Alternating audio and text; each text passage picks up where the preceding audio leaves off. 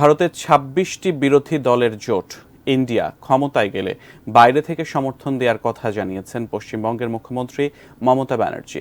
বৃহস্পতিবার হুগলিতে নির্বাচনী সভায় এ ঘোষণা দেন তৃণমূল নেত্রী। বলেন, ইন্ডিয়া জোটে তার দল নেই, তবে জোট ক্ষমতায় আসলে প্রয়োজনে বাইরে থেকে সমর্থন করবেন।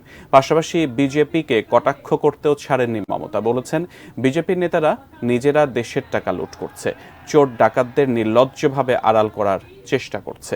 বিজেপির মতো চোর পার্টি একটিও নেই।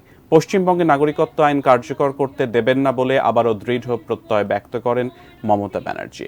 লোকসভা নির্বাচনের চতুর্থ দফার ভোট শেষে সব রাজনৈতিক দলের নজর পঞ্চম দফার দিকে। ৮ রাজ্যে ৪৯টি আসনে ভোট হবে এ দফায়।